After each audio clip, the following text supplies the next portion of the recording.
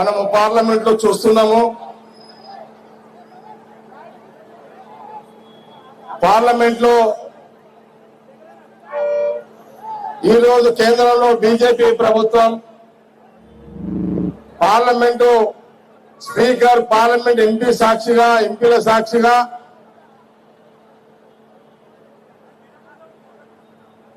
స్వాతంత్రం వచ్చినప్పుడు ఆ రోజు మహాత్మా గాంధీ వారి నాయకత్వంలో ఈ దేశానికి అనేక ప్రజల త్యాగాల ఫలితమే దేశానికి స్వాతంత్రం. ఆ రోజు జవహర్లాల్ నెహ్రూ గారు ప్రధానమంత్రిగా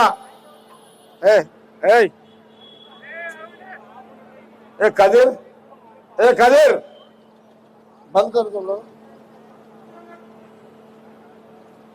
ఆ రోజు జవహర్లాల్ నెహ్రూ ప్రధానమంత్రిగా కేబినెట్ లో బాబాసాహెబ్ అంబేద్కర్ గారిని లా మినిస్టర్ గా మన దేశంలోనే అన్ని రాష్ట్రాలలో అన్ని ప్రాంతాలలో ఉన్న ప్రజలు స్వేచ్ఛగా జీవించడానికి మన దేశంలో అనేక మతాలు, హిందువులు కానివ్వండి, క్రైస్తవులు కానివ్వండి, ముస్లింలు కానివ్వండి, దేశంలో ఉన్న మరి ఎస్సీలు, ఎస్టీలు, ఆదివాసులు, బీసీలు, మైనార్టీలు, సమస్త కులాలు, సమస్త మతాలు స్వేచ్ఛగా జీవించాలి, ప్రశాంతంగా జీవించాలి, ఎవరి హక్కులు వాళ్ళు కాపాడుకునే యొక్క చట్టం ఉండాలి అని ఆ రోజు బాబాసాహెబ్ అంబేద్కర్ గారు పండిత్ జవహర్లాల్ నెహ్రూ ప్రధానమంత్రిగా ఉన్నప్పుడు మరి ఆనాడు అంబేద్కర్ గారు రాజ్యాంగాన్ని రచించినారు. ఆ యొక్క రాజ్యాంగం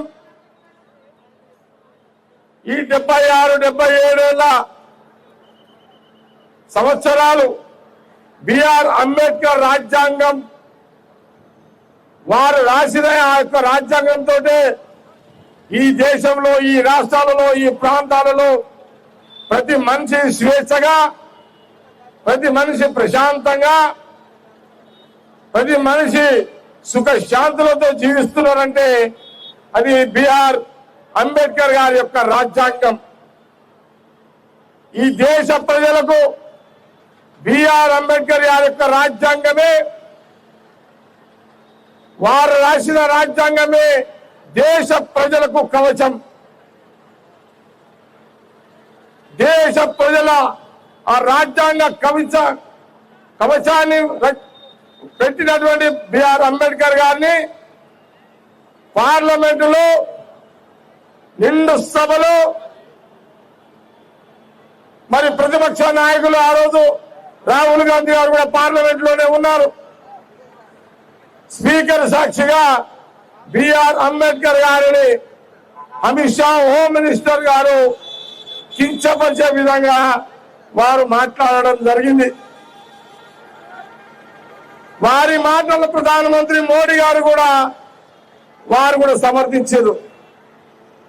అందుకే ప్రతిపక్ష నాయకుడు రాహుల్ గాంధీ గారు పార్లమెంటులో బేషరతుగా రాజ్యాంగ నేత బిఆర్ అంబేద్కర్ గారికి క్షమాపణ చెప్పాలని హోమ్ మినిస్టర్ అమిత్ షా గారిని వారు ప్రశ్నించడం జరిగింది రాహుల్ గాంధీ గారు.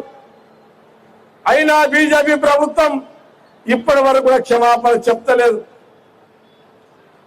నిన్న పార్లమెంటులో మళ్ళీ రాహుల్ గాంధీ గారు అంబేద్కర్ కి క్షమాపణ చెప్పాలని పార్లమెంట్ లో మాట్లాడడానికి వెళ్తే మరి అక్కడ బీజేపీ ఎంపీలు రాహుల్ గాంధీ గారిని అడ్డుకోవడం, వారిని నెట్టేయడం, వారి మీద నెట్టేసి వారి మీదనే కేసులు, రాహుల్ గాంధీ గారి మీద బీజేపీ ఎంపీలు కేసు పెట్టడం జరిగింది.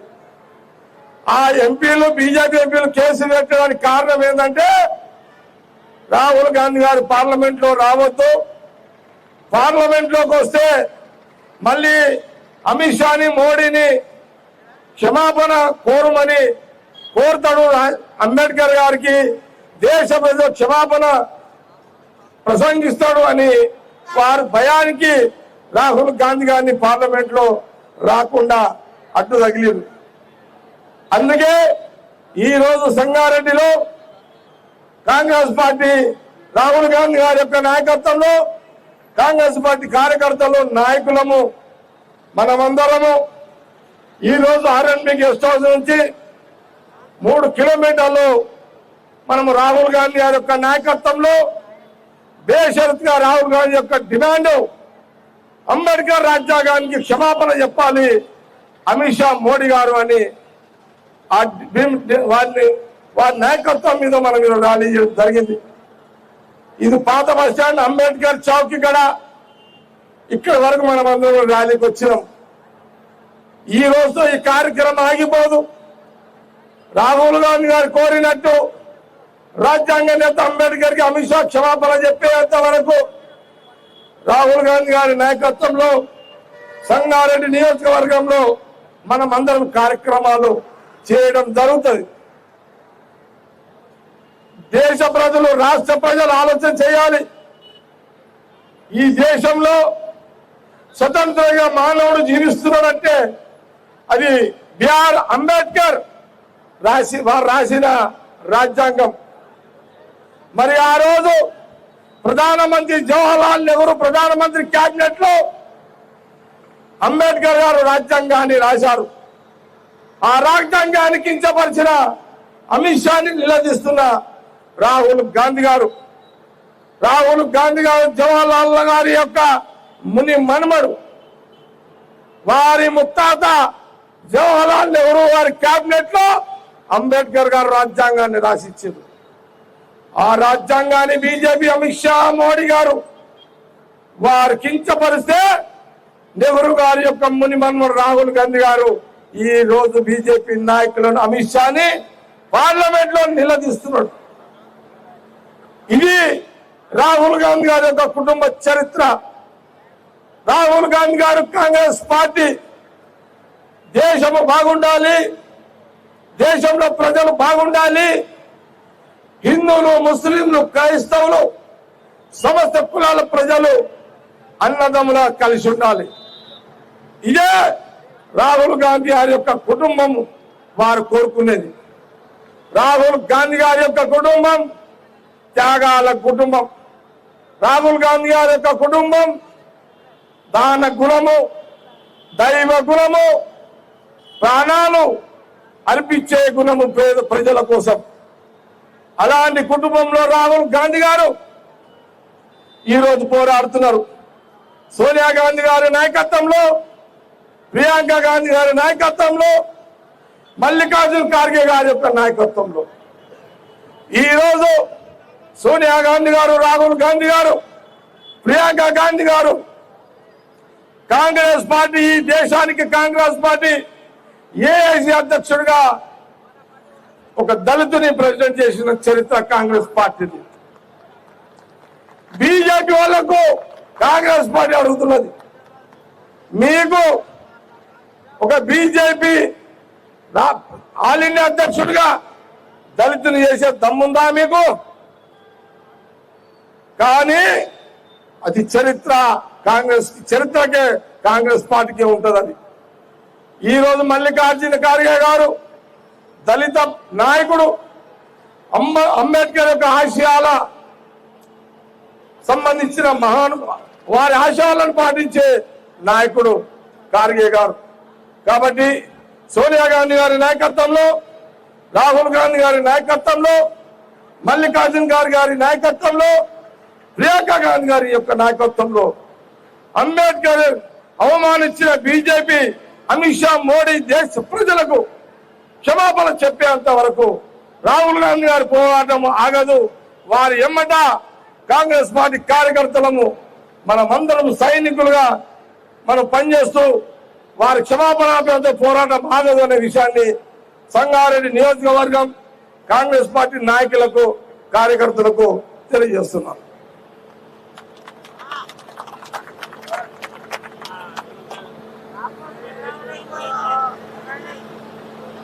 ఇప్పుడు అంబేద్కర్ గారికి పూలమాల వేసి పూలమాల వేయడం జరుగుతుంది. ఇప్పుడు నేను వెళ్తున్నా అక్కడ ఎస్టీలో ఉండండి, మీతో దిగుండి, మీరుతో దిగుండి. మహేశ్వరాలు దిగు, నువ్వు రవాణా, నువ్వు పైకెక్కు. ఎస్టీ నాయకులే ఉండాలి అక్కడ. పుల్లదండ రెడీ ఉందా? మీరు అట్లే ఉన్నాడు, మీరెందుకు బయటికి రవాణా ఎక్కడ జల్దీ రేపు తొందరగా ఆయన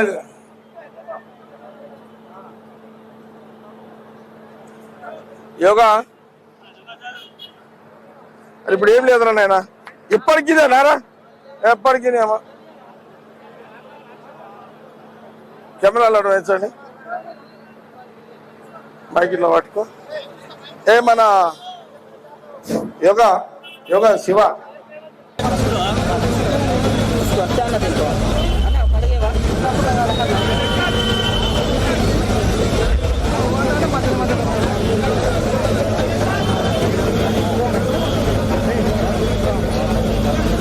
కడిగేవా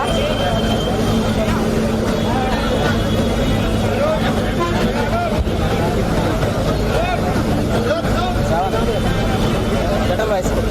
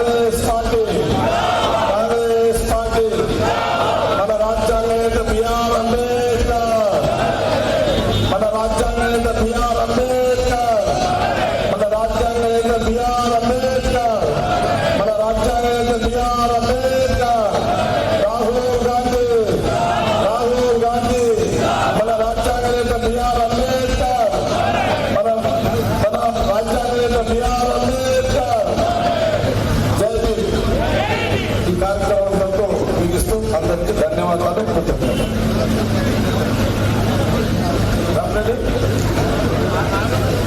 పెద్ద మీటింగ్ పెడతాం కార్యకర్తలు వచ్చారా మీటింగ్లో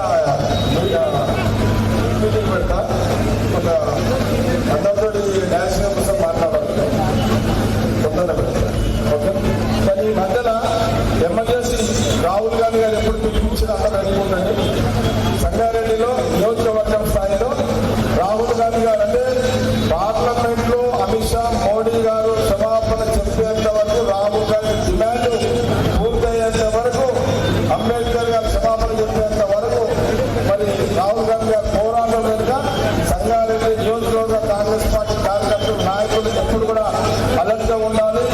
ఒక రోజు ముందు వచ్చినా 2 రోజుల ముందు వచ్చినా ఒకటే రోజు వచ్చినా అందరూ కూడా నాయకులు కార్యకర్తలు అందరూ కూడా పెద్ద సంఖ్యలో పాల్గొని నిరసన చెప్పే యొక్క కార్యక్రమం ఎమర్జెన్సీగా ఎప్పుడైనా ఉంటుందని విషయాన్ని తెలియజేస్తూ అందరికీ ధన్యవాదాలు. కృతజ్ఞతలు. జై హింద్.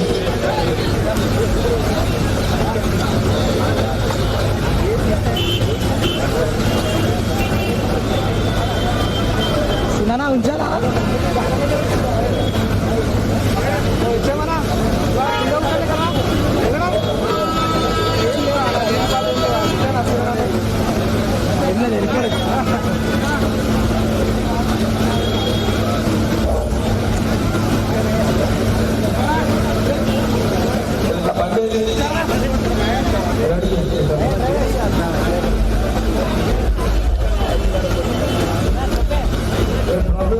కాలు పనిచేస్తుందా